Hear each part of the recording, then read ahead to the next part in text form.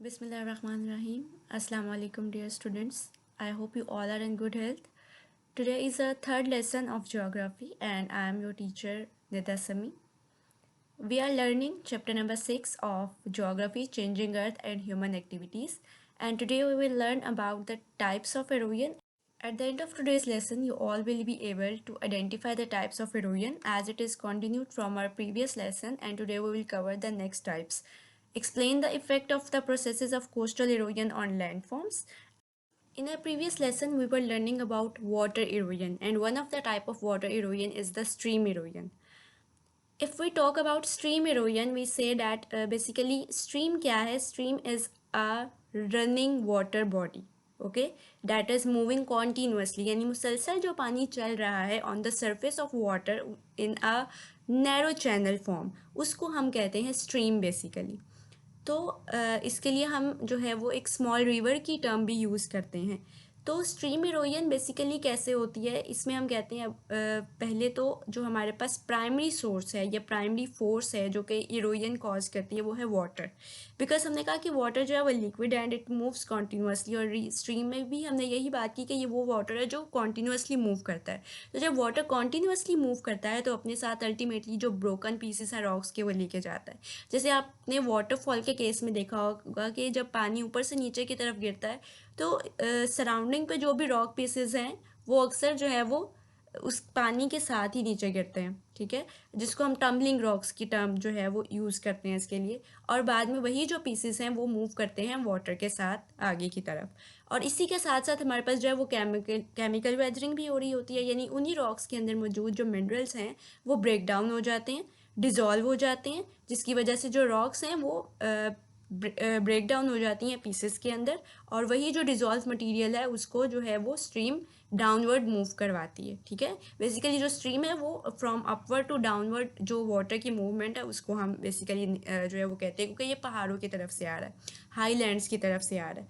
और इसी के साथ साथ फिर हम देखें कि जो स्ट्रीम एब्रेजन है बेसिकली इसमें क्या होगा कि अब वही जो पीसेस ऑफ रॉक्स हैं जब वो मुसलसल मूव कर रहे हैं फिर स्ट्राइक भी कर रहे हैं तो उससे क्या होगा कि उनके जो शेप है उसमें चेंज आता जाएगा. ठीक है, Aahista Aahista they will become rounded in shape. ठीक है, और उनकी जो सरफेस है वो ऐसे लगेगी जैसे पॉलिश हुई हुई है.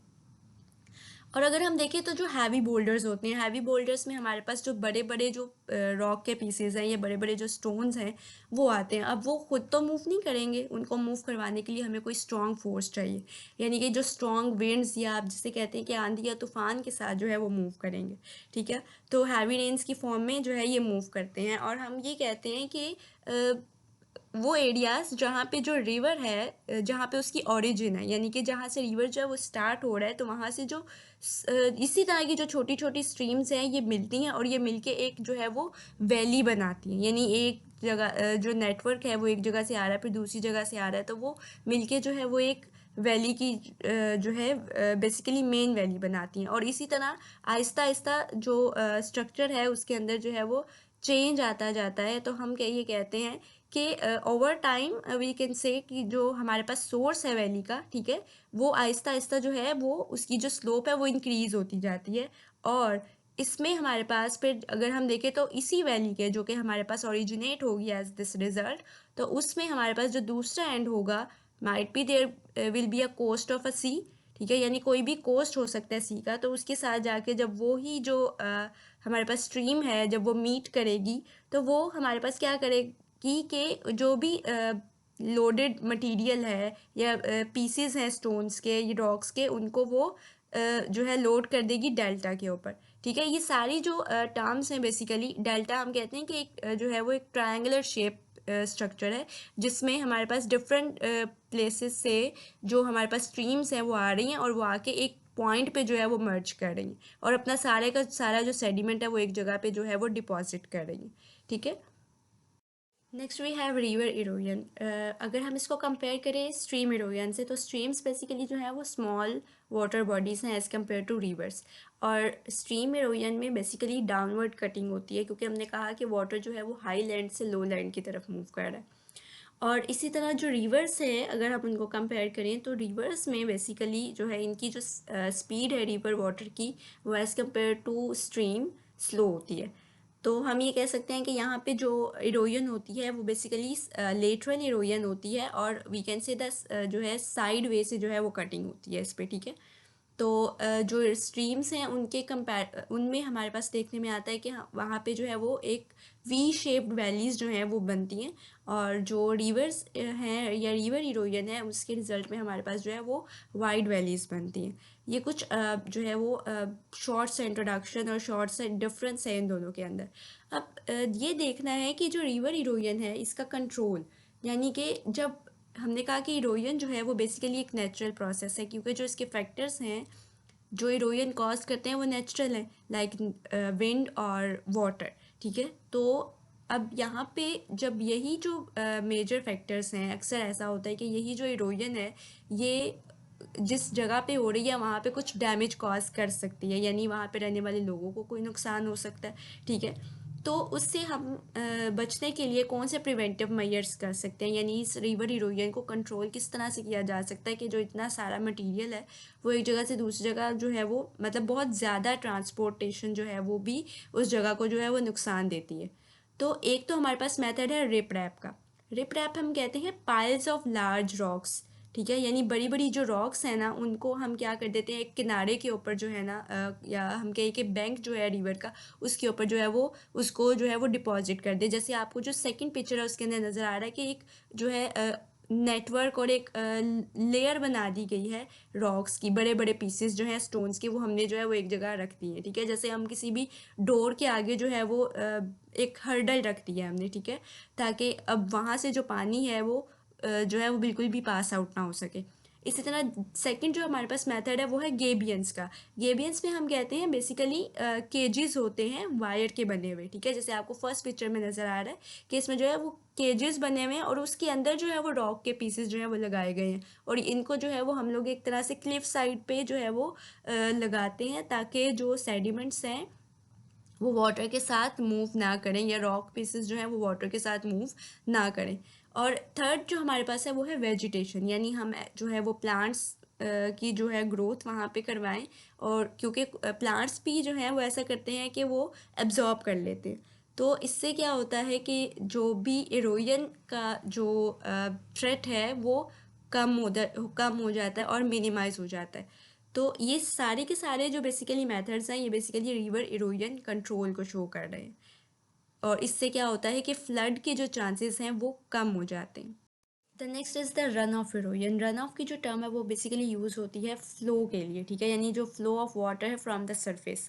एंड अल्टीमेटली हम कहते हैं कि जो अगर हम बात करें रेन वाटर की, ठीक है, तो रेन वाटर जब मूव करेगा डाउन हिल, ठीक है, यानी माउंटेन से नीचे की तरफ जाएगा, तो अल्टीमेटली जो भी लैंड है उसको जो है पहले तो वो वेदरिंग कॉज करेगा, यानी कि ब्रेक डाउन करेगा रॉक्स को, और उसके बाद जो भी सॉइल पार्टिकल्स हैं उनको अपने साथ जो है वो मूव करेगा। बेसिकली वो सॉइल पार्टिकल्स जिनके अंदर जो है वो वाटर एब्जॉर्ब नहीं होता, इनफैक्ट ये होता है कि जो सॉइल है वो वहाँ से हार्ड होती है, ठीक है।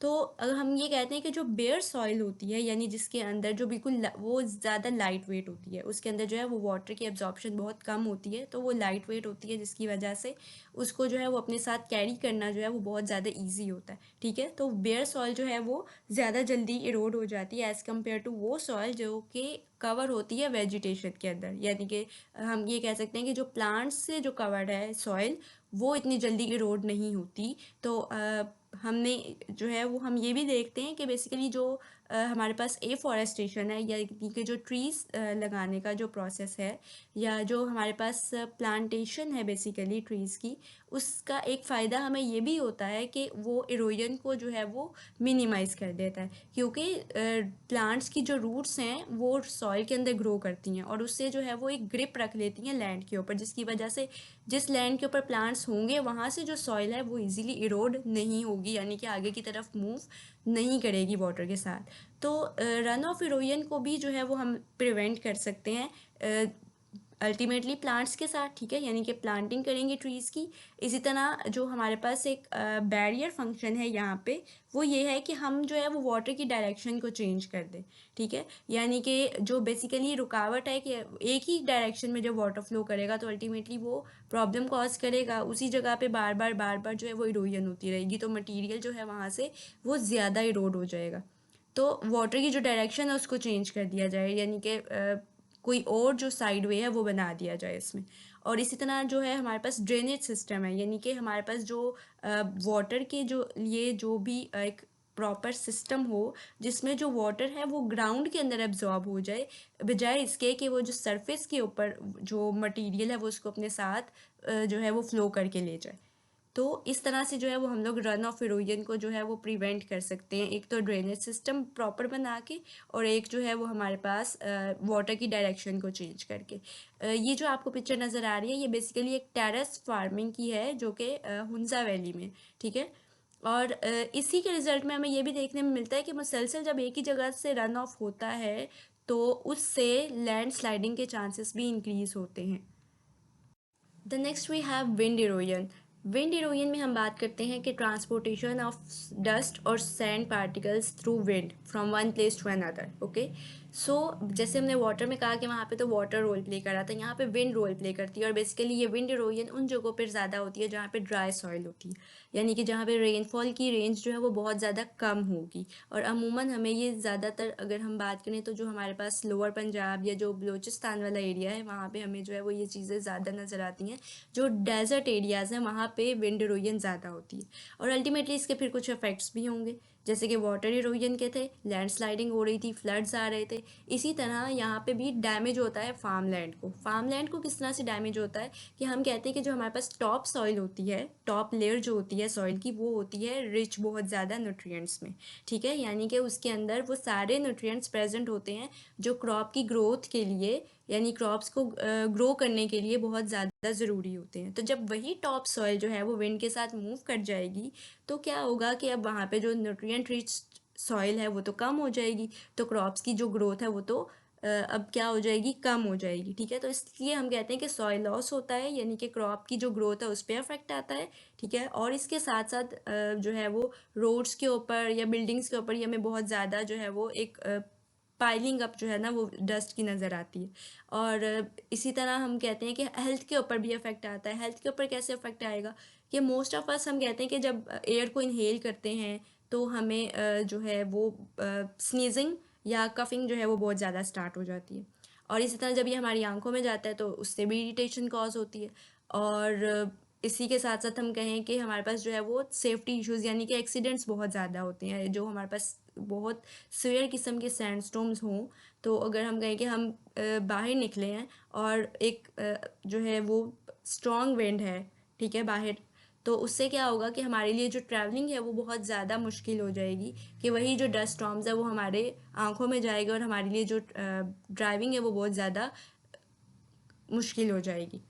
और इसी तरह लॉन्ग डिस्टेंस ट्रांसपोर्ट, यानी स्ट्रॉन्ग विंड्स जो हैं वो मटेरियल को एक जगह से दूसरी जगह ट्रांसपोर्ट करते हैं। हम कहें कि एक जगह से जो सैंड ड्यून्स हैं, सैंड ड्यून्स जैसे आप कहें कि जो छोटे छोटे या जो हिल्स होते हैं जैसे, ठीक है, तो इसी तरह हमारे पास सैंड ड्यून्स होते हैं, यानी कि रेत के जो टीले होते हैं, ठीक है।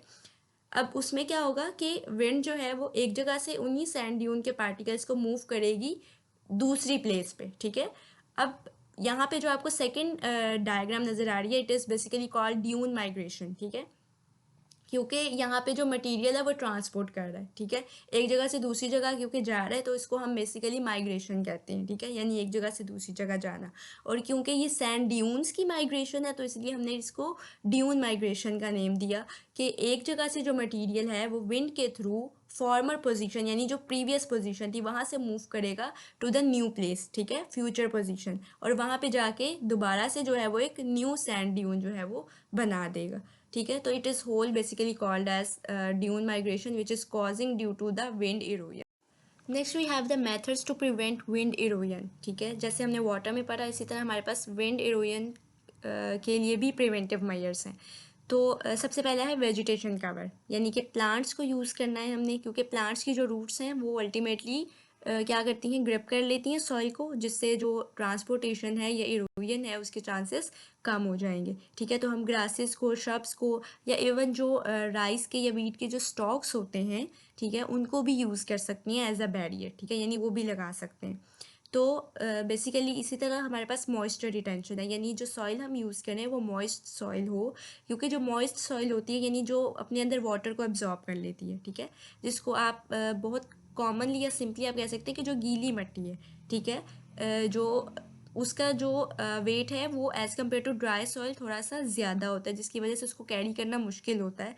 तो मॉइस्ट सॉइल जो है वो बहुत ज़्यादा फेवरेबल है विंड इरोजन को प्रिवेंट करने के लिए। इसी तरह ऑर्गेनिक मटेरियल यानी कि एनिमल और प्लांट का जो वेस्ट मटेरियल है बेसिकली उसको यूज़ किया जाता है हम प्लांट्स के अंदर और उन जो है क्रॉप्स को ग्रो करने में, जिसको हम ऑर्गेनिक फार्मिंग कहते हैं बेसिकली।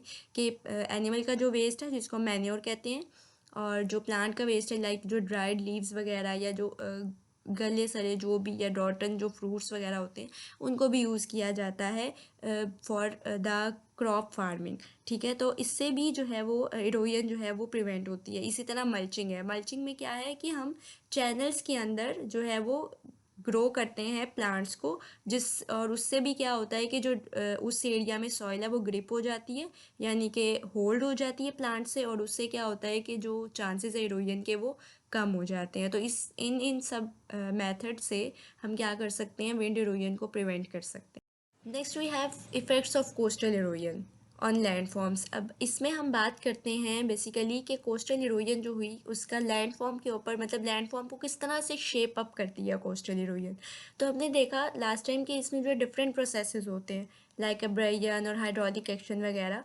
तो बेसिकली तो पहले ये एक पूरी जो है हेडलैंड थी, लेकिन क्या हुआ by continuous flow of water, जब कॉन्टिन्यूसली वाटर वेव स्ट्राइक करती गई तो पहले तो उन्होंने फ्रंट साइड से जो है वो इसकी इरोजन की यानी एक केव बनाई। लेकिन हम देखते हैं कि अगर एक जो हमारे पास हेडलैंड है अगर तो वो एक नैरो रॉक सरफेस है, तो उस केस में फिर ये होता है कि वाटर वेव सिर्फ फ्रंट साइड से नहीं बल्कि बैक साइड से भी जो है वो स्ट्राइक करती हैं और एज अ रिजल्ट एक पूरा जो है वो होल क्रिएट कर देती हैं, जिसको हम आर्च का नेम देते हैं। ठीक है, और फिर क्या होता है कि यही इसी पे फिर वो जो है वो बस नहीं होती बल्कि ये प्रोसेस चलता रहता है। ठीक है, कंटिन्यू रहता है, और एक टाइम ऐसा आता है कि बिल्कुल एक सेपरेट पीस जो है इरोडेड लैंड का वो हमें जो है वो नज़र आता है, जिसको हम स्टम्प कहते हैं। ठीक है, तो इस तरह से हमारे पास जो है वो एक पूरा जो हेडलैंड था अब वो क्या हो गया, बेसिकली डिसअपेयर हो गया ड्यू टू कोस्टल इरोजन। तो ये बेसिकली जो है वो इफ़ेक्ट्स है कोस्टल इरोजन के, यानी ये क्या करती है कि एक पूरी की पूरी हेडलैंड को डिसअपियर कर देती है और वी कैन से फिनिश कर देती है। At last, all of you have to read these pages of textbook, page 78 to 81, and highlight the main points as we have discussed in today's lesson. And also, all of you have to write down all these questions in your neat notebooks and learn them. The answers are given in this presentation, but I can explain all of these questions to you, so it will be easy for you to identify the answers. First question is enlist the names of the types of erosion. Water erosion हमने आज जो है वो 3 types ही discuss की हैं water erosion की। तो basically आपने इसमें नेम्स को ही जो है वो जस्ट मेंशन करना है।